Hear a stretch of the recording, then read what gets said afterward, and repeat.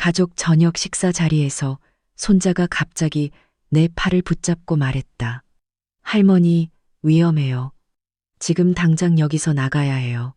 나는 혼란스러웠다. 무슨 일이니? 제발 저만 믿으세요. 나는 손자를 따랐고 그 결정이 모든 것을 구했다. 알고 보니 그들은 끔찍한 계획을 세우고 있었다. 시작하기 전에 좋아요와 구독 버튼 누르는 것을 잊지 마세요. 제 이야기를 끝까지 들어주시고 제 이야기가 어디까지 퍼졌는지 알 수 있도록 어느 도시에서 시청하고 계신지 댓글로 남겨주세요. 할머니, 서둘러요. 지금 가야 해요. 손자 지훈이의 손이 놀라운 힘으로 내 왼쪽 팔을 움켜쥐었다. 크고 평소에는 그늘져 있던 그의 눈이 이제는 불안으로 활짝 열려 있었다. 키가 큰 그의 몸이 거의 구부정하게 나를 재촉하며 식당 밖으로 더 빨리 걸어가게 했다. 안에서는 웃음소리와 음악이 그날 밤 공기 중에 여전히 울려 퍼지고 있었다. 갈비와 불고기 냄새가 아직 공기 중에 남아 있었다. 따뜻한 가족의 정으로 가득 차야 할 밤이 내가 이해할 수 없는 무언가로 변해버렸다. 나는 잠시 뒤를 돌아보았다. 아까 나를 따뜻하게 맞이해 주었던 친척들과 친구들이 이제는 내가 끌려나가는 모습을 보며 어리둥절한 표정을 짓고 있었다. 내 유일한 딸 선이는 심지어 소리쳤다. 엄마, 어디 가세요? 아직 케이크도 안 잘랐잖아요. 하지만 지훈이는 걸음을 늦추지 않았다. 지훈이 믿으시죠, 할머니? 아무튼 우리 거기 계속 있으면 안 돼요. 뭔가 잘못됐어요. 나는 그를 믿었다. 21년 평생. 지훈이는 단 한 번도 내게 거짓말을 한 적이 없었다. 어릴 때부터 그는 항상 정직하고 남을 도우며 나를 자주 실망시켰던 부모에게서 태어났음에도 불구하고 말썽 한 번 피우지 않는 손자였다. 우리가 식당 주차장으로 나왔을 때 서울의 밤바람이 내 얼굴을 스쳤다.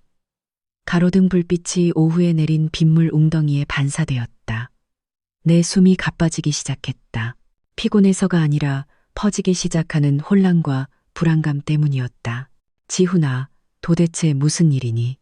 그냥 내 아빠 생일이잖아. 작은 파티인데. 뭐가 그렇게 널 당황하게 만든 거니? 지훈이는 자신의 낡은 차 옆에 멈춰섰다. 그는 앞문을 열어 나를 안으로 안내하고는 부드럽게 문을 닫았다. 그의 얼굴은 긴장되어 보였지만 목소리는 여전히 차분했다. 할머니, 사흘 전에 제가 우연히 엄마 아빠가 방에서 나누는 대화를 들었어요. 제가 아직 학교에 안 간 줄 모르셨나 봐요. 두 분은 플랜 B에 대해 이야기하고 있었어요. 할머니가 사업자금 지원을 다시 거절하시면 어떻게 할지에 대해서요. 처음에는 그냥 평범한 돈 문제인 줄 알았는데 알고 보니 그것보다 훨씬 더 심각한 걸 준비하고 계셨어요. 나는 손자의 얼굴을 쳐다보며 이 모든 것이 그저 오해라는 신호를 찾으려 했지만 없었다. 내가 본 것은 고통스러운 정직함 뿐이었다. 그게 무슨 말이니? 나는 나지막이 물었다. 그는 휴대폰을 열어 자신이 미리 써둔 메모를 보여주었다. 항목별로 깔끔하게 정리된 계획, 내 피를 차갑게 만드는 단어들이었다. 첫째, 손자 지훈의 부탁을 핑계로 어머니를 생일 파티에 참석시킨다. 둘째, 어머니가 진정제가 섞인 와인을 마시게 한다. 셋째, 충분히 약해지면 식당 위층에 개인실로 모신다. 넷째, 공증인과 중립적인 증인 2명을 부른다. 다섯째, 모든 부동산 자산에 대한 위임장의 서명을 받는다. 내 손이 휴대폰 화면을 잡은 채 떨렸다. 잠시 동안 나는 아무 말도 할 수 없었다. 할머니가 모든 걸 넘겨주는데 동의하는 것처럼 보이게 만들려는 거예요. 부동산, 사업, 모든 거요. 할머니가 정신을 잃거나 혼란스러워 하시면 공증인은 의식이 있는 상태로 기록할 거고 모든 서류는 유효해지는 거죠. 나는 세상이 빙빙 도는 것을 느꼈고 입이 마르고 숨이 막혔다. 그리고 그들이 그때 말한 그 음료에 대해 확신하는 거니? 지훈이가 고개를 끄덕였다. 제가 직접 봤어요. 할머니가 화장실 가셨을 때 엄마가 작은 병에서 뭔가를 와인잔에 넣으셨어요. 제가 뭐냐고 물었더니 그냥 비타민이라고 하셨지만 거짓말인 거 알았어요. 엄마 가방에 있는 그 병을 확인해 봤어요. 이름이 아세프로마진이었어요. 그거 동물 진정제예요. 할머니, 나는 속이 메스꺼워지는 것을 느꼈다. 내가 알던 세상, 내가 힘들게 키운 딸, 그리고 오래전에 세상을 떠난 남편, 모든 것이 한순간에 무너지는 것 같았다. 그리고 이것은 외부인 때문이 아니었다. 길거리의 도둑 때문도 아니었다. 바로 내 딸 때문이었다. 선이가 왜 그들이 그렇게까지 할 수 있었을까? 나는 거의 혼잣말처럼 나지막이 중얼거렸다. 빨리 돈이 필요했기 때문이에요. 아빠 사업이 전부 망했고, 엄마는 사치스러운 생활 방식 없이는 살 수 없으니까요. 할머니가 그때 또 도와주길 거절하셨잖아요. 나는 천천히 고개를 끄덕이며 얼마 전 집에서 있었던 우리의 만남을 회상했다. 고함과 은근한 협박으로 끝났던 대화였다. 그리고 그들은 강제로 빼앗는 것 외에는 다른 방법이 없었던 거예요. 할머니 부탁하는 게 아니라 빼앗는 거요. 사기를 통해서요. 나는 차 시트에 등을 기대고 흐린 서울의 밤하늘을 바라보았다. 할머니, 지금 당장 병원에 가야 해요. 피 검사요. 증거가 아직 할머니 몸에 남아 있어요. 검사 결과가 있으면 경찰이 수사할 수 있어요. 나는 깊은 숨을 들이쉬었다. 나는 이제 막 택시를 부르느라 바쁜 지훈이를 바라보았다. 고맙다, 얘야. 네가 할미를 살렸구나. 그는 눈물이 그렁그렁한 눈으로 내 손을 잡았다. 할머니가 항상 말씀하셨잖아요. 가족이란 우리를 낳아준 사람이 아니라 가장 필요할 때 우리를 지켜주는 사람이라고요. 지훈이는 그냥 그걸 실천한 것뿐이에요. 택시가 우리 앞에 멈춰 섰다. 헤드라이트가 밝게 빛났다. 기사님이 궁금한 표정으로 우리를 쳐다봤다. 지훈이는 내가 차에 타는 것을 도왔다. 차가 서울대학교 병원을 향해 출발하기 시작했을 때 나는 눈을 감았다. 나는 오늘 밤이 아직 끝나지 않았다는 것을 알았다. 이것은 시작에 불과했다. 내 인생에서 가장 큰 싸움의 시작. 내 딸과의 싸움이었다. 그날 아침 서울의 하늘은 어두웠다. 먹구름이 언제라도 쏟아낼 짐을 품은 듯 낮게 드리워져 있었다. 나는 서울대학교 병원 응급실에 앉아 있었다. 왼쪽 손에는 검사를 위해 피를 뽑았던 주사바늘 자국이 아직 남아 있었다. 대기 의자에 앉은 지훈이는 불안하게 휴대폰 화면을 쳐다봤다. 이따금씩 뚜렷한 걱정이 담긴 눈으로 나를 힐끗 쳐다봤다. 아까 혈액 샘플을 채취했던 간호사가 대기실로 들어와 내게 다가왔다. 어머님, 혈액 샘플은 검사실로 보냈습니다. 결과는 몇 시간 안에 나올 거예요. 잠시만 기다려주세요. 나는 가슴이 세차게 두근거렸지만 침착하려고 애쓰며 고개를 끄덕였다. 단순히 검사 결과 때문만이 아니라 아직도 소화하기 힘든 쓰라린 현실 때문이었다. 내 딸, 선이가 내 모든 노고의 결실을 빼앗으려고 계획했다. 그리고 그녀는 말로 법률 서신으로 한 것이 아니라 독과 속임수로 그것을 하려 했다. 할머니, 물 드실래요? 지훈이가 조용히 물었다. 나는 다시 고개를 끄덕였다. 목은 말랐지만 갈증보다는 감정 때문이었다. 잠시 후 그가 생수병을 들고 돌아왔을 때 나는 표현하기 힘든 시선으로 손자의 얼굴을 바라보았다. 감사와 슬픔이 뒤섞인 감정이었다. 지훈아, 네, 할머니. 어젯밤 네가 없었다면 아마 지금 할미는 다른 곳에서 깨어났을 거야. 가짜 서명으로 가득 찬 방에서 우리의 모든 유산은 이미 다른 사람 손에 넘어갔겠지. 어쩌면 사람들은 내가 정신이 나갔다고 치매에 걸렸다고, 요양원에 맡겨야 한다고 말했을지도 몰라. 그 목소리는 거의 중얼거림처럼 나지막하게 나왔지만 지훈이는 들었다. 그는 즉시 내 옆에 앉아 내 손을 잡았다. 따뜻하고 결의에 차 있었다. 마치 우리가 이 도시 변두리에 작은 집을 처음 샀을 때 그의 할아버지 손 같았다. 할머니는 아직 강하세요. 아직 정신도 멀쩡하시고요. 우리에겐 아직 행동할 시간이 있어요. 나는 병원 천장을 올려다보았다. 문득 남편의 얼굴이 스쳐 지나갔다. 고인이 된 이정호 씨. 나와 함께 맨손으로 모든 것을 시작했던 소박한 남자.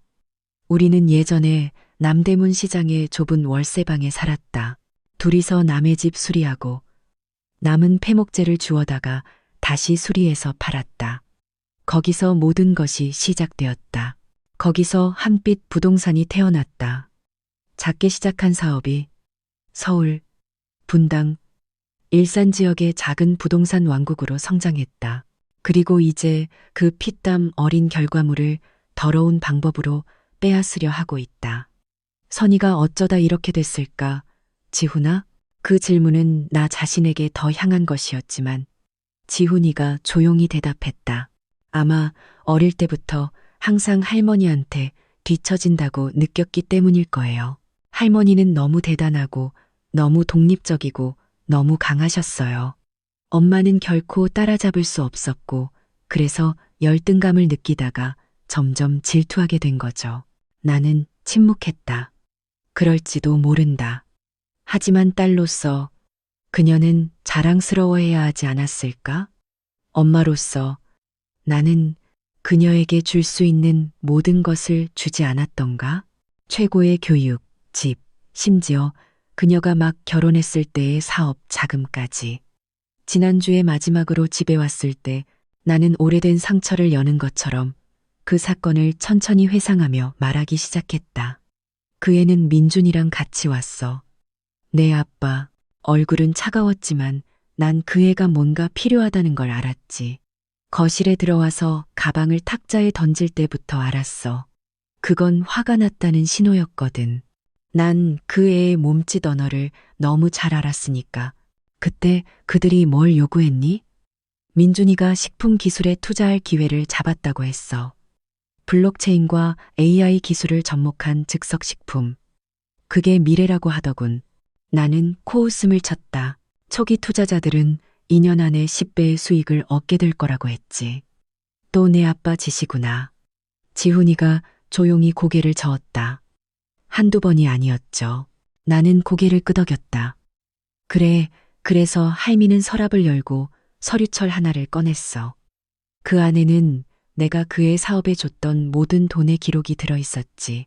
프랜차이즈 카페, 건강주스바, 자동차 정비소까지. 총 1억 5천만 원이었어. 1억 5천만 원이요? 지훈이가 눈을 동그랗게 떴다. 그리고 전부 날린 거죠. 난 돌려달라고 하진 않았어. 하지만 그건 더 이상 돕는 게 아니라 이용당하는 거라는 걸 깨닫기 시작했지. 나는 앞을 바라보았다. 한 환자가 간호사에게 밀려 들어왔다. 왼쪽에서 아기 울음소리가 들렸다. 하지만 내 생각은 선이가 화를 내며 서 있던 거실로 돌아갔다. 그 애는 내가 부 위에 앉아서 자기 자식이 힘들게 사는 걸 내버려 둔다고 이기적이라고 했어.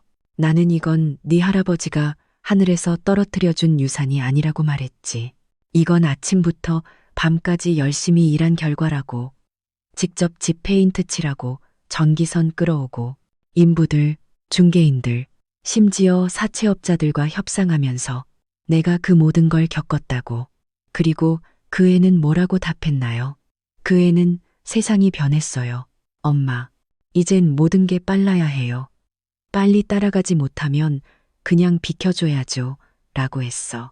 나는 피곤해서가 아니라 마음이 아파서 눈을 감았다. 나는 그 애한테 말했지. 빠른 건 보통 사기라고. 지훈이가 고개를 숙였다. 엄마는 모든 걸 속도와 돈으로, 심지어 성실함까지도 살 수 있다고 생각해서 그렇게 말한 거예요, 할머니. 나는 씁쓸하게 웃었다. 그리고 오늘 밤 그들은 진정제와 와인 한 병으로 성실함이 파괴될 수 있다는 걸 증명하려 했지. 간호사가 와서 내 이름을 불렀다. 박민자님. 나는 몸을 지탱하며 천천히 일어섰다. 우리는 다음 단계를 결정할 검사 결과를 기다리며 진료실로 걸어갔다. 그리고 마음속으로 맹세했다. 만약 결과가 사실이라면, 만약 내 피에서 그들이 그날 밤 넣은 물질이 증명된다면, 나는 그들이 단지 멈추는 것뿐만 아니라 책임을 지게 만들 것이라고. 이것은 더 이상 돈의 문제가 아니었다. 이것은 자존심의 문제였고 희생자가 되기를 거부하는 한 할머니에 관한 이야기였다. 진료실은 평소보다 더 차가웠다. 아마 병원 에어컨 때문이 아니라 내 마음의 온도 때문일 것이다. 나는 허리를 꼿꼿이 세우고 의사 책상을 똑바로 바라보며 불안감을 감추려 했었다. 내 옆에서 지훈이는 내 손을 꽉 잡고 있었지만 그 손길은 나를 안정시켜 주었다. 중년의 여의사가 들어왔다. 흰 가운을 입고 얼굴 일부를 가리는 의료용 마스크를 쓰고 있었다. 하지만 그녀의 눈빛만으로도 나는 그녀가 심각한 무언가를 전달하리라는 것을 알 수 있었다. 안녕하세요, 박민자 어르신. 아니면 할머님이라고 불러도 될까요? 나는 조용히 고개를 끄덕였다. 그러세요, 의사 선생님. 의사는 검사실 로고가 밝힌 서류철을 열고 잠시 숨을 고른 뒤 상처 주거나 겁주지 않으려 조심스럽게 단어를 고르는 듯한 신중한 목소리로 말하기 시작했다. 할머님 혈액 검사 결과 상당히 높은 수치의 아세프로마진 성분이 검출되었습니다. 지훈이가 내 옆에서 굳어졌다. 나 자신은 그저 조용히 고개를 끄덕였다. 이미 그게 답일 거라고 알고 있었던 것처럼. 그거 동물 진정제죠. 그렇죠, 선생님? 나는 차분하게 물었다. 의사는 약간 놀란 듯 하더니 고개를 끄덕였다. 네, 맞습니다. 보통 큰 동물을 의료 처치 전에 진정시키는 데 사용됩니다. 사람에게는 심한 졸음, 방향 감각 상실, 혈압 저하를 유발할 수 있으며 다량 투여 시 의식 상실이나 심지어 혼수 상태에 이를 수도 있습니다. 나는 침을 삼켰다. 지훈이의 손이 나를 더 꽉 잡았다. 누군가를 조종해서 의식은 있어 보이지만 자신이 하는 일을 완전히 이해하지 못하는 상태로 만드는 데 사용될 수 있나요? 의사는 다시 고개를 끄덕였다. 충분히 가능합니다. 특히 알코올과 섞이면 그 조합은 사람을 차분해 보이고 평범하게 말하는 것처럼 보이게 만들 수 있지만 실제로는 완전한 의식이 없는 상태입니다. 그런 상태에서 내린 모든 결정은 의학적으로나 법적으로 유효하지 않습니다. 그러니까 사기 도구로 쓰일 수 있다는 거군요. 그렇습니다. 그리고 안타깝게도 드문 일이 아닙니다. 저희도 비슷한 사례를 다룬 적이 있습니다. 비록 할머님 손자분이 말씀하신 것처럼 큰 자산 서명까지 이어진 경우는 아니었지만요. 나는 깊은 숨을 들이쉬며 가슴 속에서 분노가 타오르기 시작하는 것을 느꼈다. 하지만 폭발적인 분노가 아니었다. 이것은 작지만 꺼지지 않고 계속 타오르는 불꽃 같았다. 선생님, 이 모든 결과를 법적으로 유효하게 완벽하게 출력해 주세요. 경찰에 제출할 겁니다. 물론입니다. 할머님, 이미 준비해 두었습니다. 의사가 서류철을 내 쪽으로 밀었다. 그리고 한 가지 더 법적 절차를 위해 제가 의료 소견서도 작성해 두었습니다. 만약 법정에서 증거로 필요하다면 저희는 증언할 준비가 되어 있습니다. 나는 그 서류철을 오랫동안 쳐다보았다.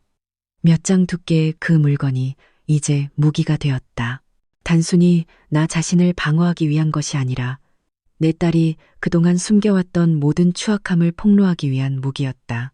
이 시간 후 나와 지훈이는 강남경찰서 형사과 대기실에 앉아 있었다. 한 젊은 경찰관이 우리를 조사실로 안내했다. 방은 나무 책상과 마주보는 의자 두 개가 있는 소박한 공간이었다. 책상 뒤에는 깔끔한 갈색 제복을 입은 건장한 남자가 앉아 있었다. 그의 책상 위 작은 명패에는 박경사라고 쓰여 있었다. 앉으시죠. 박민자 어르신, 이지훈 군. 그는 차분하지만 단호한 목소리로 말했다. 나는 즉시 검사 결과가 담긴 서류철을 건넸다. 제 딸과 사위가 저를 상대로 저지른 사기미수와 유해물질 투여 혐의를 고소하고 싶습니다. 박 경사는 서류철을 열고 읽기 시작했다. 이건 아세프로마진이 포함된 혈액 증거군요.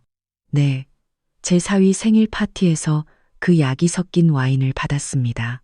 하지만 제 손자가 제가 개인실로 끌려가 중요한 서류에 강제로 서명하기 전에 저를 구해냈습니다. 지훈이가 덧붙였다. 저는 그들이 부동산 서류에 대해 이야기하는 것을 직접 들었고 제 어머니가 작은 병에서 가루를 할머니 와인잔에 넣는 것을 직접 봤습니다. 박 경사는 우리를 진지하게 쳐다보았다. 이건 매우 심각한 사안입니다. 최소한 악의적인 의도를 가진 사기죄가 성립됩니다. 허가 없이 물질을 투여한 것은 폭행, 심각한 영향을 미쳤음이 증명되면 살인 미수까지 갈 수도 있습니다. 저희가 고소장을 작성하고 절차를 시작하겠습니다. 나는 고개를 끄덕였다. 고소인 박민자, 피고소인 이선희, 최민준. 경찰 고소장에 내 딸의 이름을 부를 때 귀가 윙윙거렸다. 하지만 나는 이것이 더 이상 부모로서의 죄책감의 문제가 아니라는 것을 알았다. 이것은 인간으로서 생존하는 문제였다. 고소장 작성이 끝난 후 박 경사가 다시 나를 쳐다보았다. 수사를 시작하겠습니다. 사건이 발생한 식당의 CCTV 영상도 요청할 겁니다. 식당 이름과 사건 발생 시간을 알고 계십니까? 수라만찬, 강남구 테헤란로, 토요일 밤 7시부터 8시 30분까지입니다. 알겠습니다. 그리고 누가 참석했습니까? 나와 지훈이는 한 명씩 이름을 댔다. 선희, 민준, 그들의 동료 2명, 우리가 모르는 3사람, 그리고 저녁 식사 후에 나타나기로 했다는 변호사 2명. 변호사요? 박 경사가 눈썹을 치켜 올렸다. 변호사도 있었습니까? 지훈이가 대답했다. 아버지가 변호사가 부동산 증여 서류를 가져올 거라고 했어요. 할머니를 2층으로 모셔서 서명을 받으려고요. 박 경사는 빠르게 메모했다. 만약 이게 증인, 변호사, 개인 공간, 그리고 진정제까지 동원해서 이렇게까지 계획된 것이라면 이건 단순한 사기가 아니라 공모입니다. 계획적인 횡령 미수로 처리할 수 있습니다. 나는 조용히 고개를 끄덕였다. 저는 이걸 법정까지 가져갈 준비가 되어 있습니다. 하지만 그들이 다른 사람에게 이런 짓을 반복하지 못하도록 모든 것이 기록되길 바랍니다. 박 경사가 고개를 끄덕였다. 저희에게 맡겨주십시오, 어머님. 절차에 따라 처리하겠습니다. 그날 오후 우리가 경찰서를 나왔을 때 바람은 이미 작은 이슬비를 몰고 오기 시작했다. 나는 인도 가장자리에 서서 마치 오늘 나의 발걸음을 승인하는 듯한 하늘을 바라보았다. 내 옆에는 지훈이가 조용히 서 있었다. 나는 그의 팔을 만졌다. 확신하니, 지훈아? 내 부모님과 맞서 싸울 각오가 되어 있니? 그는 고개를 돌려 나를 바라보았다. 그의 눈은 슬픔에도 불구하고 맑았다. 저는 부모님과 싸우는 게 아니에요, 할머니. 저는 범죄와 싸우는 거예요. 그리고 그 범죄를 저지른 사람이 제 부모님이라 해도 그건 여전히 싸워야 할 대상이에요. 나는 그날 밤 이후 처음으로 안도감을 느끼며 고개를 끄덕였다. 하늘은 어두울지 모르지만 나는 혼자가 아니라는 것을 알았다. 그리고 이것은 더 큰 싸움의 시작에 불과했다. 월요일 아침은 뼈를 내는 듯한 차가운 바람과 함께 찾아왔다. 고인이 된 지훈이 할아버지가 남긴 낡은 의자에 앉아 있을 때 내 서재 창문에는 아직 이슬이 맺혀 있었다. 내 앞 책상에는 세 개의 큰 서류철이 펼쳐져 있었다. 하나는 부동산 등기부 등본 사본, 다른 하나는 사업 재무 보고서, 그리고 마지막은 병원과 경찰서에서 받은 새로운 서류였다. 내가 이 부동산 사업을 일군 지 40년이 넘었다. 직접 수리한 월세방 하나에서 시작해 수십 채의 임대주택으로 발전했다. 지금은 서울, 분당, 일산에 300채 이상이 흩어져 있다. 모든 것은 유산이 아닌 피땀으로 이룬 것이었다. 새벽 일찍 시장에서 건축 자재를 흥정하는 것부터 밤늦게 문제 있는 세입자 서류를 정리하는 것까지. 그리고 오늘 그 모든 것이 내 친딸의 탐욕 때문에 거의 사라질 뻔했다. 집 전화가 울렸다. 나는 천천히 수화기를 들었다. 여보세요? 박민자 어르신 되십니까? 법무법인 프라세티아의 강지연 변호사입니다. 하 사장님께 소개받았습니다. 어머님께서 꽤 심각한 가족 문제를 겪고 계신다고 들었습니다. 나는 하 사장님을 알고 있었다. 그 역시 친척으로부터 소송을 당했던 동료 부동산 사업가였다. 네, 강 변호사님. 전화 주셔서 감사합니다. 오늘 댁으로 찾아뵈어도 괜찮을까요? 사건 개요를 미리 읽어보았는데 신속한 처리가 필요하다고 생각됩니다. 특히 위협받는 자산의 가치가 크다면 더더욱요. 나는 동의했다. 이 시간 후 강지연 변호사가 우리 집 거실에 앉아 있었다. 40대 여성, 머리는 단정하게 묶었고 옷차림은 격식 있지만 소박했다. 눈빛은 날카로웠지만 말투는 부드러웠다. 의료 기록과 경찰서의 사건 기록을 검토했습니다. 증거와 손자분의 진술로 보아 이건 심각한 사건으로 발전할 수 있습니다. 하지만 단순 폭행 혐의 이상의 증거가 필요합니다. 어떤 것이죠? 내가 물었다. 경제적 동기를 증명해야 합니다. 그들이 단순히 해를 끼치려 한 것이 아니라 어머님의 자산을 빼앗으려 했다는 것을요. 부동산 서류, 그들의 사업 이력, 그리고 행동 패턴, 모든 것을 파헤쳐야 합니다. 나는 고개를 끄덕였다.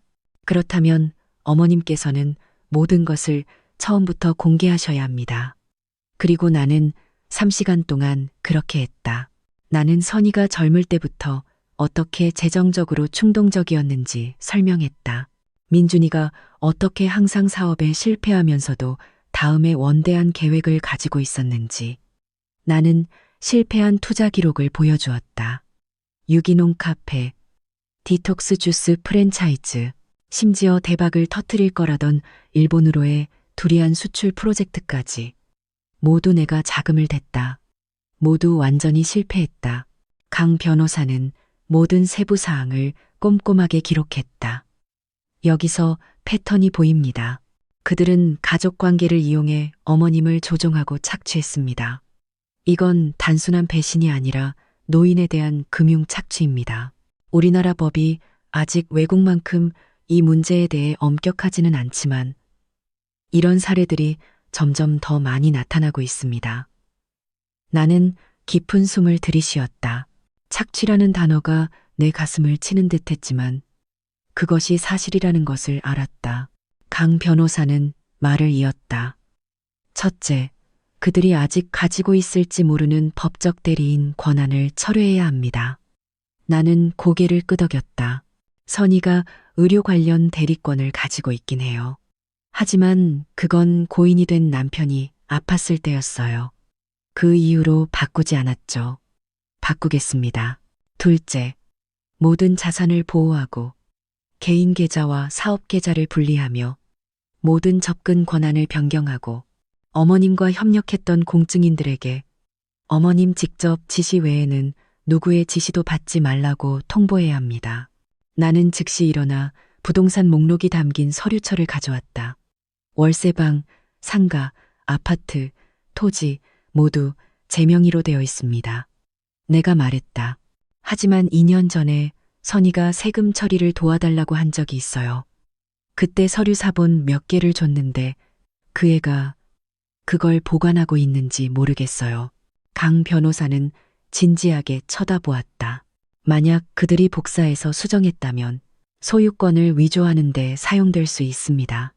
신속하게 행동해야 합니다. 그럼 맞고소를 위해 변호사가 필요하겠군요. 내가 물었다. 그뿐만이 아닙니다, 어머님. 그들의 네트워크를 밝혀낼 사설 탐정도 필요합니다. 약을 구해준 사람, 서류를 가져온 변호사, 그리고 관련된 모든 사람이요. 만약 이게 오래전부터 계획된 것이라면 분명히 흔적이 있을 겁니다. 나는 고개를 끄덕였다. 그리고 말했다. 필요한 모든 것을 해주세요. 강 변호사님, 제 인생의 마지막에 제 딸과 사위가 저를 망신시키는 것을 내버려 두지 않을 겁니다. 강 변호사는 잠시 나를 바라보다 침묵했다. 어머님, 이건 단지 재산을 지키는 것만이 아닙니다. 어머님께서는 어머님과 같은 나이에 많은 다른 여성들이 자신의 가족에게 농락당하지 않도록 길을 열어주고 계신 겁니다. 나는 그날 밤 이후 처음으로 미소를 지었다. 저는 그저 노인일 뿐이지만 세상의 속임수를 너무 많이 봐서 그냥 가만히 있을 수 없는 노인입니다. 그날 오후 강 변호사가 떠난 후 나는 서재에 앉아 벽에 걸린 큰 지도를 바라보았다. 그 지도는 내가 사고 관리하고 임대했던 모든 부동산의 위치를 보여주었다. 각각의 붉은 점은 내가 직접 흘린 땀, 시간, 그리고 내린 결정의 증거였다. 선물이 아니었고 유산도 아니었다. 지훈이가 차 2잔을 들고 들어왔다. 할머니, 좀 쉬실래요? 나는 고개를 저었다. 할미는 네가 한 가지 도와줬으면 좋겠다. 지훈아. 뭔데요? 오늘 밤부터 완벽한 기록을 만들자. 선희와 민준이가 함께 일했던 사람들, 사기당했던 투자자들, 그들이 접근했던 사람들 이름, 하나씩 전부 정리하는 거야. 그들이 누구에게 손해를 입혔는지 알아내자. 지훈이는 잠시 어리둥절해 보이다가 물었다. 왜요, 할머니? 우리는 단지 우리 자신을 방어하려는 게 아니야. 우리는 그들의 모든 가면을 벗겨내려는 거야. 내 딸과 그 남편이 가족으로서 실패했을 뿐만 아니라 인간으로서도 실패했다는 걸 세상이 알게 하자. 그리고 그날 밤 나는 내 인생 처음으로 내 딸의 이름을 용의자 명단에 입력했다. 자정이 지났지만 나는 여전히 서재의 낡은 컴퓨터 앞에 앉아 있었다. 화면은 어두웠고 불빛은 희미했지만 내 정신은 맑았다. 억제된 분노로 맑았고 더 이상 타협할 수 없는 결의로 맑았다. 내 옆에서 지훈이는 오후부터 깔끔하게 정리한 디지털 파일과 워크시트를 만지작거리고 있었다. 수백 개의 이름, 이체 기록, 프로젝트 날짜, 심지어 선희와 민준이의 소셜미디어, 계정 스크린샷까지 있었다. 할머니, 아빠와 엄마의 실패한 프로젝트에서 자주 등장하는 이름이에요. 이름은 김상철. 아빠가 분당에서 유기농 카페를 열었을 때, 그리고 그 두리안 수출 프로젝트 때도 사업 컨설턴트였어요. 나는 고개를 끄덕였다. 그가 누군지 알아봐라. 이 사기 계획의 일부일 수도 있어. 지훈이는 재빨리 노트북에 타이핑했다. 그의 눈은 깜빡이지 않았다. 이 아이는 정말 대단했다. 조용히 그는 그동안 자신에게 제대로 된 자리를 내어주지 않았던 가족으로부터 모든 힘을 흡수하고 있었다. 하지만 오늘 밤 그는 할머니와 함께 최전선에 서서 자신의 어머니와 맞서 싸우고 있었다. 갑자기 앞대문에서 누가 두드리는 소리가 났다. 초인종이 아니라 쇠를 거칠게 두드리는 소리였다. 3번, 그리고 멈췄다. 그리고 다시 3번. 지훈이와 나는 서로를 쳐다보았다. 이 시간에 누가 온 거지? 내가 속삭였다. 제가 보고 올게요, 할머니. 그가 재빨리 말했다. 그는 서재를 나와 거실에 있는 CCTV 카메라로 향했다. 나도 일어서서 기다렸다. 얼마 지나지 않아 그는 긴장된 얼굴로 돌아왔다. 아빠예요. 그리고 2 사람은 용역 깡패 같아요. 문 밖에서 서성이고 있어요. 한 명은 몽둥이를 들고 있고 다른 한 명은 차에 기대서 담배를 피우고 있어요. 가슴이 세차게 뛰었지만 나는 침착함을 유지했다. 문 열지 마라. 바깥 등도 켜지 말고. 우리가 잠들었다고 생각하게 내버려둬. 하지만 난동을 부리면 경보기가 있고 경찰이 있어. 우리를 방해하면 신고하면 돼. 우리는 침묵 속에서 기다렸다. 30분이 지났지만 아무 소리도 없었다. 그러다 차 시동이 걸리고 천천히 떠나는 소리가 들렸다. 나는 다시 앉았다. 이제 불안해 보이는 지훈이를 쳐다보며 말했다. 할머니, 그들이 두려워하기 시작했어요. 우리가 안다는 걸 알고 우리를 먼저 무너뜨리기 위해 무슨 짓이든 할 거예요. 나는 고개를 끄덕였다. 그래서 우리가 한 발 앞서야 하는 거야. 다음 날 아침, 나와 지훈이는 우리 가족의 오랜 공증인 사무실을 찾아갔다. 예전에 우리 모든 부동산 등기를 도와주었던 연로한 여성, 윤 선생님이었다. 그녀는 우리가 그렇게 이른 아침에 온 것을 보고 놀랐다. 박 여사님, 아이고, 정말 오랜만이네요. 무슨 일이시죠? 나는 차분히 앉아 그녀의 눈을 바라보았다.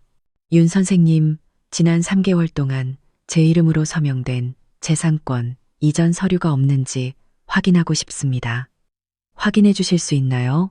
그녀는 의아해하며 디지털 시스템을 열었다. 잠시만요. 새로운 건 없네요.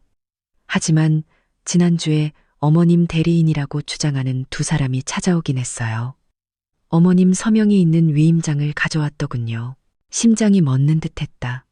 누구였나요? 한 명은 이름이 선이라고 했고 다른 한 명은 민준이라고 했어요. 어머님 신분증과 부동산 서류 사본이 첨부된 인감증명서가 찍힌 위임장을 가져왔죠. 하지만 제가 의심스러웠어요. 서명을 확인해 봤는데 어머님이 직접 하신 서명이 아니라는 걸 알았어요. 어떻게 확신하셨어요? 저는 공증인이니까요. 제 고객의 서명 스타일을 알죠. 그리고 또 어머님께서는 직접 말씀하시지 않고는 자산 매각 권한을 절대 위임하지 않으실 거라는 걸 알았으니까요. 나는 숨을 참았다. 그래서 어떻게 하셨나요? 거절했어요. 제가 어머님께 직접 확인해야 한다고 말했죠.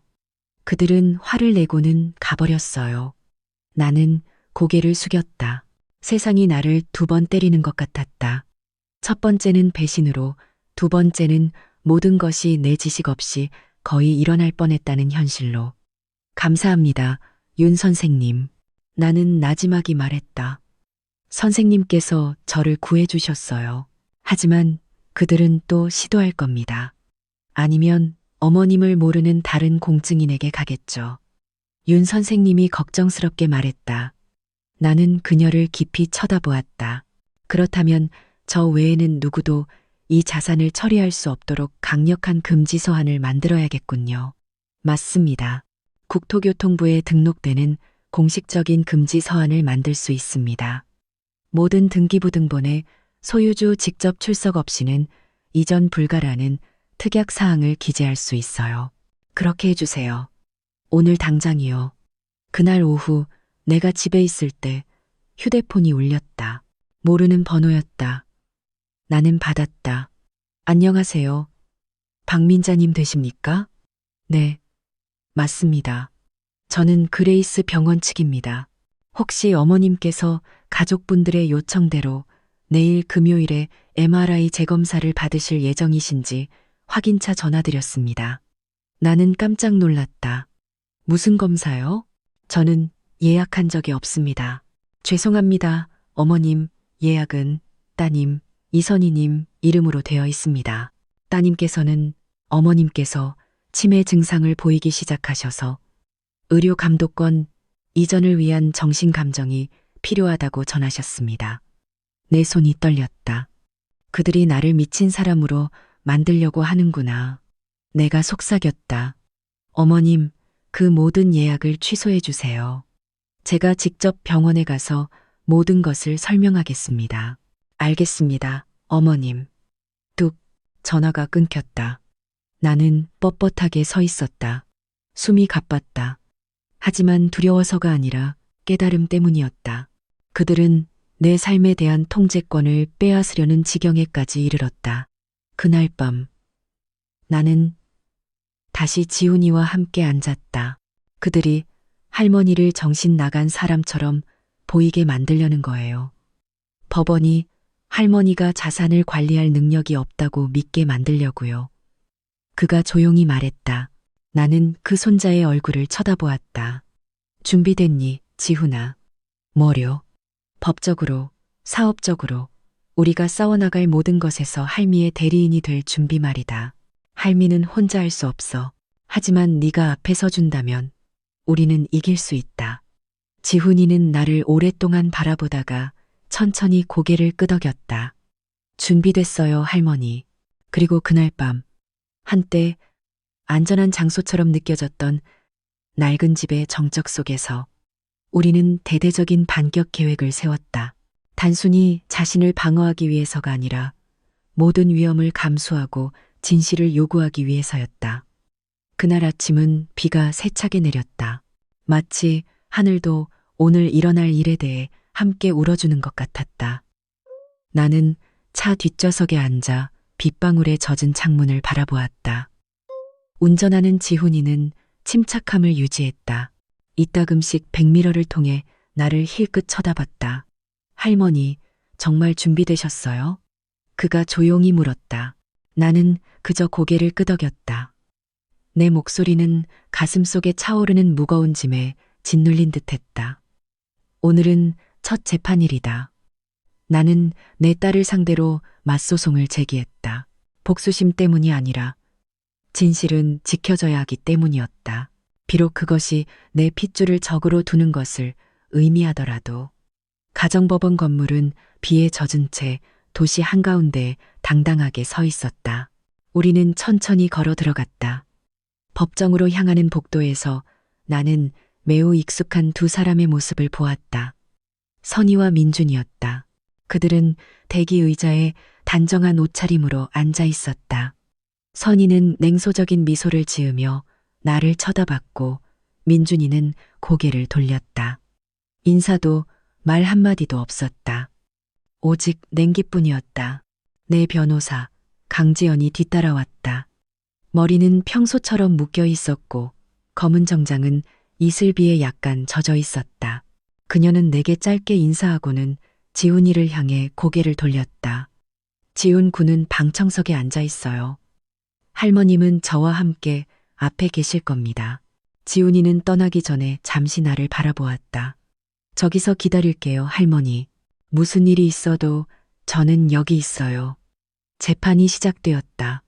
중년의 여성 판사가 가운데에 앉고 양옆에 두 명의 배석 판사가 앉았다. 법정 분위기는 갑자기 조용해졌다. 강 변호사는 앞에 서류를 열고 일어섰다. 존경하는 재판장님, 저희는 원고 박민자님을 대리하여 피고 이선희 씨와 그 남편 최민준 씨를 상대로 반소를 제기합니다.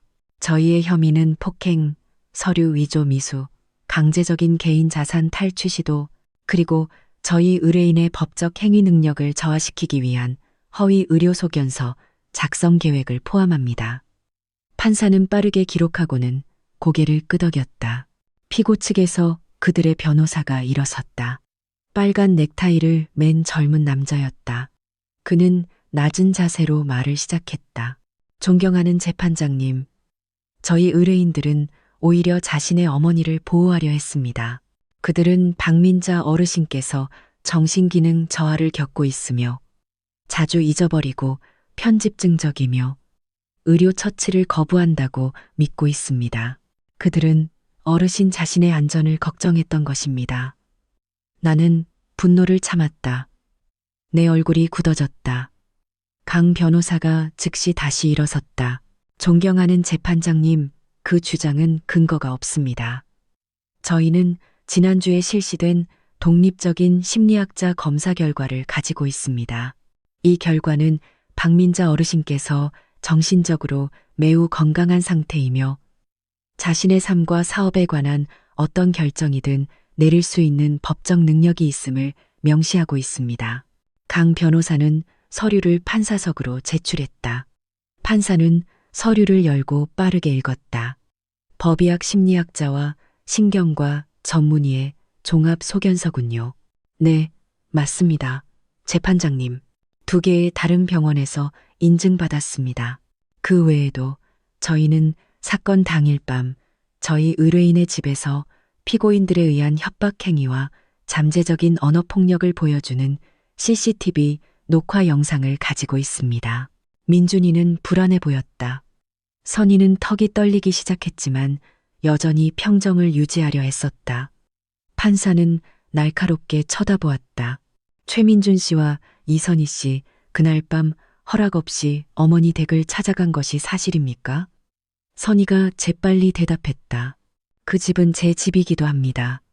재판장님, 저는 거기서 자랐습니다. 저는 단지 돕고 싶었을 뿐입니다. 하지만 그때 박민자 어르신께서는 들어오는 것을 허락하지 않으셨죠. 그렇죠? 그녀는 침묵했다. 판사는 무언가를 기록했다. 다음 재판에서 증인들을 소환하고 모든 증거를 검증하겠습니다. 땅. 망치가 두드려졌다. 재판은 1시간 동안 휴정되었다. 법정 밖에서 지훈이는 감정이 격해진 얼굴로 내게 다가왔다. 할머니가 자랑스러워요. 나는 그의 손을 가볍게 두드렸다. 이제 시작일 뿐이다, 지훈아. 하지만 할미는 준비됐어. 우리가 법원 마당에 작은 매점으로 걸어갈 때 누군가 내 이름을 불렀다. 박민자 어르신. 나는 고개를 돌렸다. 갈색 히잡을 쓰고 지팡이를 짚은 한 노부인이 망고나무 아래 서 있었다. 얼굴은 낯설었지만 그녀의 눈에는 눈물이 고여 있었다. 죄송합니다만 저는 잘 모르겠는데요. 저는 박 여사님 예전 동네 이웃이었던 박순자라고 합니다. 저도 예전에 제 아들에게 속았어요. 제 집이 허락 없이 팔렸지만 저는 어머님처럼 강하지 못했어요. 저는 침묵했고 저는 졌어요. 나는 숨을 참았다. 그녀의 손을 잡았을 때 내 손이 떨렸다. 혼자가 아니에요. 우리는 너무 오랫동안 침묵했어요. 하지만 이제는 바뀔 때가 됐어요. 그 여인은 울었다. 나는 그녀를 잠시 안아주고는 다시 안으로 들어갔다. 그리고 다시 법정에 앉았을 때 나는 이것이 단순히 유산이나 돈, 가족의 문제가 아니라는 것을 알았다. 이것은 너무나 자주 무시당하고 침묵당하고 소외되었던 노인들에 관한 이야기였다. 하지만 오늘은 아니었다. 밤이 되어서야 우리는 집에 다시 도착했다. 오후에 내린 비는 뼛속까지 스며드는 차가운 공기를 남겼다. 나는 테라스의 낡은 나무 의자에 앉아 밤바람에 천천히 흔들리는 마당 구석에 망고나무 잎사귀를 바라보았다. 지훈이가 생강차 2잔을 들고 나왔다. 그는 한 잔을 내 앞에 놓고 내 옆에 앉았다. 할머니, CCTV 증거는 전부 강 변호사님께 보냈어요. 다음 주에 판사님이 공식 증거로 채택하는데 동의할 가능성이 크다고 하셨어요. 나는 조용히 고개를 끄덕였다. 잘했구나. 하지만 우린 아직 안전하지 않아. 지훈아, 그들은 아직 끝나지 않았어. 지훈이가 나를 날카롭게 쳐다보았다. 그들이 또 뭘 할 수 있겠어요, 할머니? 이제 모든 사람이 그들이 어떤 사람들인지 아는데요. 나는 씁쓸하게 웃었다. 그들 같은 사람들은 부끄러워서 멈추지 않아. 그들은 완전히 졌을 때만 멈춘다. 다음 날 편지 한 통이 왔다. 우편이 아니라 집 앞 대문에 끼워져 있었다. 내용은 짧았다. 너희가 찾고 있다는 걸 안다. 하지만 모든 진실이 너를 행복하게 하지는 않을 것이다. 때로는 모르는 게 약이다. 지훈이가 큰 소리로 읽었다. 그의 눈이 불타올랐다. 협박이에요, 할머니. 이건 명백한 경고예요. 나는 그 편지를 받아 천천히 접었다. 그리고 그들이 이런 경고를 보내기 시작했다면 우리가 핵심에 가까워졌다는 뜻이다. 그날 우리는 오랫동안 사용하지 않던 가족회사의 옛 사무실을 찾아갔다. 한빛 개발 주식회사, 건물은 낡았고 앞유리는 먼지로 뒤덮여 있었으며 간판은 거의 떨어질 뻔했다. 하지만 삐걱거리는 나무문 뒤에는 끝나지 않은 과거가 저장되어 있었다. 어릴 때 여기 자주 놀러 왔었는데 지훈이가 나지막이 말했다. 나는 낡은 서랍을 하나씩 열었다. 오래된 서류들, 재무보고서, 몇 개의 빈 영수증. 모든 것이 마치 침묵하며 시간과 함께 늙어가는 비밀을 간직하고 있는 것 같았다. 하지만 지훈이가 무언가를 발견했다. 할머니, 회사 계좌에서 개인 계좌로 이체된 기록이에요. 이 이름이 자주 나와요. 김상철. 나는 그 서류를 집어들었다. 내 눈이 가늘어졌다. 네가 전에 말했던 그 컨설턴트구나. 아빠가 두리안 사업 시작했을 때 내 할머니. 근데 온라인에서 프로필을 찾아봤는데 없어요. 소셜미디어도 텅 비었고 흔적이 너무 깨끗해요. 너무 지나치게 깨끗해요. 나는 손자를 깊이 쳐다보았다. 그런 사람은 절대 혼자 움직이지 않아. 그는 분명 더 큰 네트워크의 일부일 거야. 그의 배후에 누가 있는지 알아내자. 며칠 후 강 변호사는 우리에게 사설 탐정인 오 반장님을 소개해 주었다. 그는 몸이 말랐고 얼굴은 차분했다. 그는 두꺼운 서류철을 들고 중요한 진단을 내릴 의사처럼 우리 집 거실에 앉았다. 김상철을 조사했습니다. 본명이 아니더군요. 그는 다른 2개의 신분으로 등록된 적이 있습니다. 그중 하나는 선희 씨가 임시이사로 재직하던 해 한빛개발 주식회사로부터 CSR 자금을 받았던 유령재단과 연결되어 있습니다. 나는 얼어붙었다. 그럼 선희가 예전부터 이 가족회사를 돈세탁에 이용했다는 거구나. 오 반장님이 고개를 끄덕였다. 그뿐만이 아닙니다.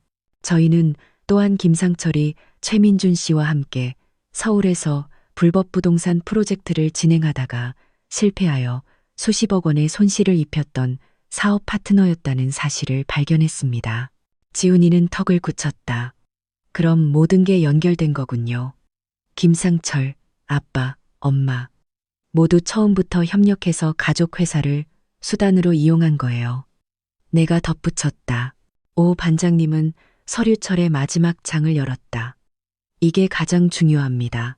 박민자 어르신에 대한 소송이 제기되기 2주 전에 최민준 씨와 김상철은 분당에서 한 정신과 전문의를 만났습니다.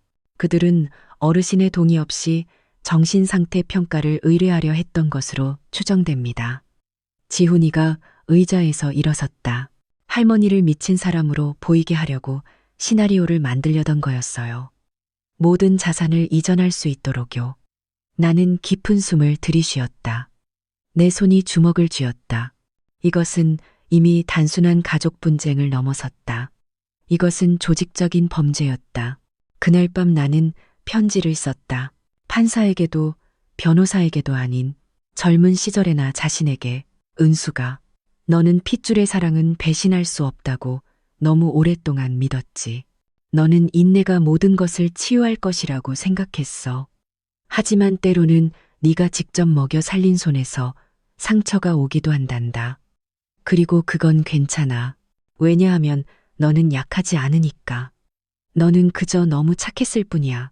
하지만 오늘 밤 너는 일어섰고 너는 혼자가 아니란다. 나는 그 편지를 접어 낡은 일기장에 끼워 넣었다. 그리고 다음 주 재판을 위해 서류를 준비하고 있는 지훈이를 바라보았다. 그리고 나는 알았다. 한때 조용한 장소였던 이 집에서 오늘 밤 우리는 불을 지피고 있다는 것을. 모든 어둠을 밝힐 불꽃을. 앞으로 무엇이 드러나든 간에 그날 아침 우리 집은 작은 지휘 통제실 같았다. 거실에는 서류 더미가 테이블에 흩어져 있었다. 강지연 변호사는 평소보다 일찍 도착했다. 검은색 정장을 입고 손에는 큰 서류철을 들고 있었다. 그녀 뒤에는 오 반장님도 함께였다. 그의 얼굴은 진지했다. 내일 재판 전에 해야 할 일이 있습니다. 강 변호사가 단도직입적으로 말했다. 보여드릴 것이 있습니다, 박 여사님. 나는 조용히 고개를 끄덕였다. 지훈이는 내 옆에 앉아 경계하는 눈빛이었다. 오 반장님은 USB 하나를 꺼내 자신이 가져온 노트북에 꽂았다. 화면에는 CCTV 녹화 영상이 나타났다. 화면은 빠르게 움직였고 한 병원의 대기실처럼 보였다. 희미한 소리가 들렸다. 그리고 최민중과 이선희가 나타났다. 그들은 의사 가운을 입은 중년 남성과 마주 앉아 있었다. 그러니까 어머님에 대한 인지장애 평가서를 작성해 달라는 말씀이시군요. 하지만 어머님께서 여기 오시지 않고요? 의사가 물었다. 네, 선생님. 저희 집에 녹화 영상이 있어요. 자주 혼잣말을 하시고 물건 위치를 잊어버리시고 이유 없이 화를 내세요. 선희가 재빨리 말했다. 자산권리 이전을 위한 이유로 충분히 설득력 있는 진단을 내려주실 수 있다면요. 그 의사는 망설이는 듯했다. 그건 의료윤리 위반입니다, 사모님. 민준이가 끼어들었다. 그의 어조는 차분했지만 압박감이 있었다. 저희가 선생님을 여러모로 도울 수 있습니다. 내년에 저희 재단에 의료 컨설턴트가 필요하거든요. 보수가 적지 않을 겁니다. 그리고 영상이 멈췄다. 강 변호사는 천천히 노트북을 닫았다. 그 의사 선생님이 결국 신고했습니다. 하지만 그 전에 만약을 대비해 그 대화를 녹음해 두셨더군요. 이제 재판에서 증언할 의향이 있으십니다. 나는 고개를 숙였다. 내 손이 떨렸다. 지훈이는 주먹을 쥐었다. 엄마랑 아빠, 정말 너무하시다. 이것이 중요한 증거가 될 겁니다. 강 변호사가 말했다. 하지만 어머님께서 법정에서 직접 처음부터 지금까지 일어난 모든 일을 증언하신다면 훨씬 더 강력해질 겁니다. 재판장님께서 어머님의 목소리로 직접 들으셔야 합니다. 나는 천천히 고개를 끄덕였다. 그렇게 하겠습니다. 다음 날, 법정은 다시 가득 찼다. 몇몇 기자들이 구석에 앉아 있었다. 누가 퍼뜨렸는지는 모르지만 어머니가 자산 다툼으로 딸을 고소했다는 소식은 이미 지역 언론에 나오기 시작했다. 할머니의 반격, 딸의 사기 혐의, 어머니가 직접 고소, 가족 재판 파국, 유산과 정신조작 의혹과 같은 선정적인 제목들이 나타났다. 재판이 시작되었다. 판사가 나를 증인석으로 불렀다. 내가 앉아 방은 평소보다 더 조용하게 느껴졌다. 내 앞에 작은 마이크는 내 모든 숨소리를 잡아냈다. 강 변호사가 내 옆에 섰다. 박민자 증인, 재판부에 이 소송을 제기하게 된 동기를 말씀해 주십시오. 나는 깊은 숨을 들이쉬었다. 존경하는 재판장님, 내 목소리가 약간 떨렸다. 저는 농부의 딸로 자랐습니다. 아버지는 제게 한 가지를 가르치셨습니다. 남의 것을 탐하지 말고 내 것을 빼앗기지 말라고요. 나는 선의를 바라보았다. 이제 피고석에 앉아 있는 내 딸. 저는 제 딸을 사랑으로 키웠습니다. 제 결혼 반지를 팔아 그 애의 대학 등록금을 냈습니다. 저는 단 한 번도 보답을 바란 적이 없습니다. 부모의 사랑은 보답이 필요 없다고 믿었습니다. 나는 침을 삼키고 말을 이었다. 하지만 수년 후 제가 낳은 딸이 한밤중에 제 집에 찾아와 소리를 지르고 위임장에 서명하라고 요구하고 남편을 데려오고 제가 정신이 나갔다고 주장했습니다. 방 안에서 웅성거리는 소리가 들렸다. 저는 구석에 몰리고 함정에 빠지고 심지어는 제가 모르는 의사가 찾아와 제가 자주 잊어버린다며 저를 검사하려 했습니다. 하지만 저는 단 한 번도 기억을 잃은 적이 없습니다. 저는 단 한 번도 미쳤다고 느낀 적이 없습니다. 내 뺨에 눈물이 흘렀다. 하지만 나는 계속 말했다. 제가 소송을 제기한 것은 미움 때문이 아니라 제가 사랑하는 사람에 의해 진실이 묻히는 것을 그냥 둘 수 없었기 때문입니다. 만약 오늘 제가 침묵한다면 내일은 또 다른 어머니가 목소리도 보호도 없이 자신의 집을 포기하도록 강요당할 것입니다.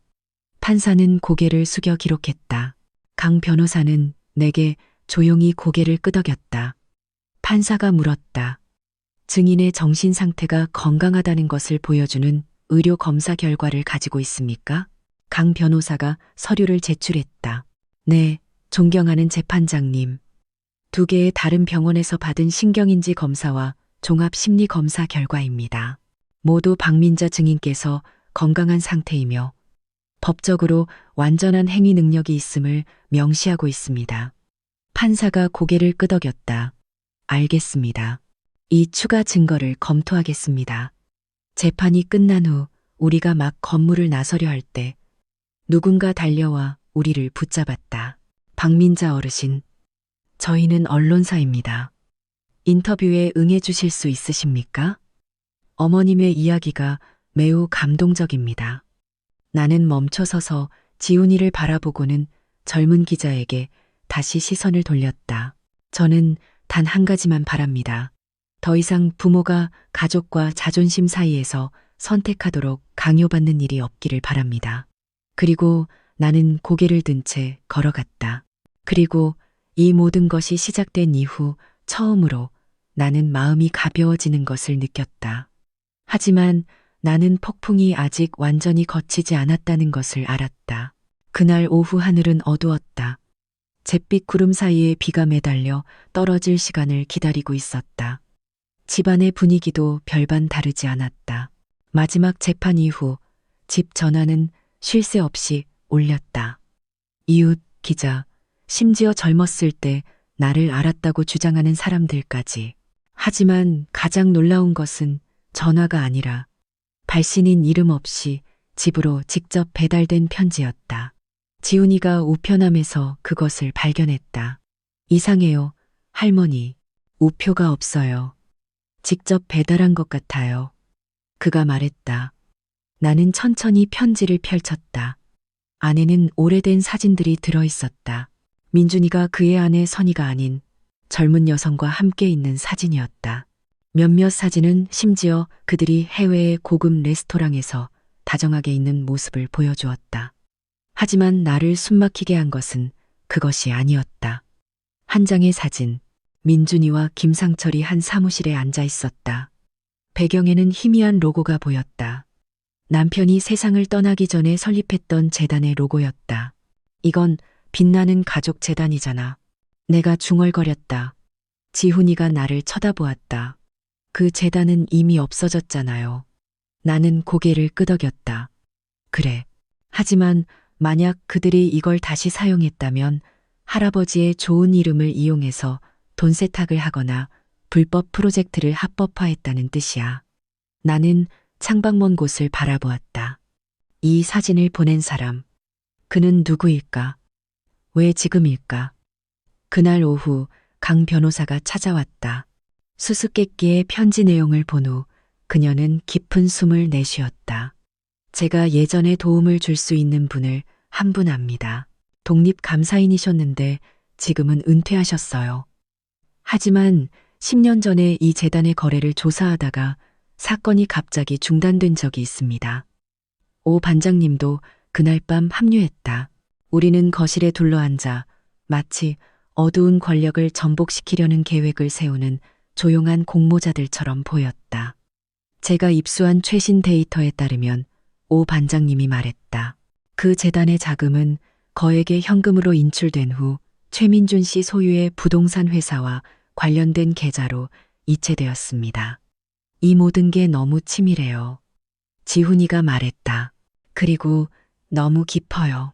강 변호사가 나를 쳐다보았다. 어머님, 만약 준비되셨다면 우리는 이것을 단순히 유산 재판이 아니라 형사사건으로 가져갈 수 있습니다. 사기, 서류 위조, 돈 세탁까지요. 하지만 그 결과는 무겁습니다. 나는 고개를 숙였다. 선이가 감옥에 가겠지. 강 변호사가 말을 이었다. 민준이도 마찬가지고요. 나는 침묵했다. 숨이 막혔다. 어머니로서의 상처는 결코 사라지지 않았다. 비록 수많은 실망의 층으로 덮여 있었지만, 하지만 그날 밤 나는 중요한 한 가지를 깨달았다. 정이 없는 사랑은 상처를 연장시킬 뿐이다. 진행하세요. 내가 말했다. 나는 너무 오랫동안 침묵했어요. 다음 날 강 변호사는 경찰에 공식적으로 고소장을 제출했다. 얼마 지나지 않아 언론이 냄새를 맡았다. 뉴스가 터져 나왔다. 어머니, 친딸과 사위의 사기 행각 폭로, 돈 세탁 네트워크 드러나, 자선재단, 금융범죄, 이용, 가족 소송 통해 밝혀진 진실. 지훈이가 재빨리 TV를 껐다. 할머니, 이런 거 다 보실 필요 없어요. 다음 주 마지막 재판 준비에만 집중하세요. 나는 그저 작게 미소 지었다. 젊었을 때 나는 그저 내 아이들이 나보다 더 잘 살기만을 바랐다. 알고 보니 더 잘 산다는 것이 항상 더 올바르게 산다는 것을 의미하지는 않더구나. 마지막 재판 전날 밤, 지훈이가 내 방으로 찾아왔다. 그는 세월의 흔적으로 낡은 작은 티크 나무 상자를 들고 있었다. 할머니, 다락방에서 이걸 찾았어요. 할머니를 위한 것 같아요. 나는 상자를 열었다. 안에는 고인이 된 남편이 낡은 노란 종이에 손으로 쓴 편지가 들어 있었다. 언젠가 당신이 길을 잃었다고 느낀다면 집이란 벽이나 땅이 아니라 정직하고 굳건히 서 있는 마음이라는 것을 기억하시오. 비록 혼자 서야 할지라도 옳은 것을 선택하는 것을 두려워하지 마시오. 내 눈물이 걷잡을 수 없이 흘러내렸다. 나는 그 편지를 꼭 쥐고 오래전에 떠난 남편의 손길의 온기를 느꼈다. 마치 그가 먼 곳에서 여전히 나를 지켜주고 있는 것 같았다. 고마워요, 여보. 내가 속삭였다. 나는 물러서지 않을 거예요. 그리고 그날 밤, 이 모든 것이 시작된 이후 처음으로 나는 평온하게 잠이 들었다. 비록 폭풍이 아직 완전히 멈춘 것은 아니었지만 나는 내일 아침이 새로운 빛을 가져다 줄 것이라는 것을 알았다. 그날 아침 해는 법정 창문 뒤에서 서서히 떠올랐다. 이전과는 달리 나는 짙은 남색 한복에 예전에 동네 반상회에 갈 때 자주 입었던 쇼를 두르고 일찍 도착했다. 나는 내가 단지 연약한 할머니가 아니라는 것을 보여주고 싶었다. 나는 내 권리를 알고 그것을 지킬 방법을 아는 여성이었다. 법정은 서서히 사람들로 가득 찼다. 선희와 민준이는 이미 피고석에 앉아 있었다. 그들의 얼굴은 굳어 있었다. 선희는 고개를 숙인 채 감히 나를 쳐다보지 못했다. 반면 민준이는 여전히 무표정한 표정을 유지하고 있었다. 하지만 결혼 반지를 계속 돌리는 그의 손동작은 그가 숨기고 있는 불안감을 보여주었다. 재판부가 입장했다. 모두 일어섰다가 다시 앉았다. 민사사건 번호 45/2025 오늘 판결을 선고하겠습니다. 재판장이 단호한 목소리로 말했다. 나는 지훈이의 손을 꽉 잡았다. 본 재판부는 제출된 모든 증거를 검토하였으며 여기에는 자산 이전에 사용된 위임장, 원고의 의료 기록, 그리고 의사 및 관련자들의 증언이 포함됩니다. 판사는 판결문 사본이 담긴 큰 서류철을 열었다. 재판부는 해당 위임장이 부정한 방법으로 취득되었다고 판단합니다. 원고는 의식이 있고 정신적으로 건강하며 무능력을 근거로 한자산 이전을 정당화할 의학적 사유가 없습니다. 내 심장이 세차게 뛰었다. 이에 본 재판부는 피고에게로의 자산 이전이 법적으로 무효임을 선언합니다. 주택과 토지는 다시 원고의 완전한 소유가 됩니다. 순간 내 눈이 젖어들었다. 내 집을 되찾아서 기뻐서가 아니라 처음으로 내 목소리, 한 할머니의 목소리가 중요하게 여겨지고 인정받았기 때문이었다. 그 판결이 있은 지 며칠 후 경찰 수사관들이 민준이와 선희에 대한 소환 조사를 시작했다. 뉴스는 더욱 확산되었다. 이번에는 동정적인 어조가 더 많았다. 할머니, 재판에서 승리하며 정의를 쟁취하다. 단순한 유산이 아닌 자존심의 문제, 가족재단 부패 의혹, 사위와 딸 공식 고발. 하지만 나는 축하하지 않았다. 파티도 환호도 없었다. 오직 고요한 오후만이 있었다. 마침내 내 것이 된 집 테라스에 앉아 있을 때 내 무릎 위에 지훈이가 따뜻한 차와 튀김 한 조각을 가져왔다. 그는 내 옆에 앉았다. 할머니, 피곤하시죠? 나는 미소 지었다. 피곤하지만 마음은 편안하구나. 나중에 형사 재판이 시작되면 할머니도 참석하실 거예요? 나는 고개를 저었다. 그럴 필요 없다. 법은 스스로 갈 길을 갈 것이다. 할미의 임무는 끝났다. 정말요? 그가 다시 물었다. 나는 앞마당의 망고나무를 쳐다보았다. 선이가 어렸을 때 그 애는 저 나무 아래 앉아 사탕을 먹으며 그림을 그리곤 했다. 한때 웃음으로 가득 찼던 그 작은 얼굴이 이제는 자신의 발걸음을 잘못 디딘 여성으로 변한 것을 상상할 수 있었다. 선이는 여전히 내 딸이다. 내가 속삭였다. 하지만 그렇다고 해서 할미가 그 애가 한 모든 일을 정당화해야 한다는 뜻은 아니야. 지훈이는 조용히 고개를 끄덕였다. 그는 이해했다. 그리고 그는 일어나 안으로 들어갔다. 테라스에는 차 한 잔과 시원한 오후 바람, 그리고 고요한 집과 함께 나 혼자 남았다. 이 집은 민준이의 별장만큼 화려하지도 선희의 아파트만큼 깨끗하지도 않을 것이다. 하지만 이곳에서 나는 내 아이들을 낳았다. 이곳에서 나는 웃고 울고 그리고 이제는 놓아주는 법을 배웠다. 인생이 항상 완벽한 결말을 주는 것은 아니지만 인생은 항상 방향을 바로잡을 기회를 준다. 그리고 때로는 한 노인의 용기가 많은 사람들을 위한 변화의 시작이 될 수 있다. 나는 차를 한 모금 마시고 작게 미소 지었다. 이만하면 됐다. 나는 스스로에게 말했다. 그리고 오랜만에 처음으로 나는 진심으로 그렇게 믿었다.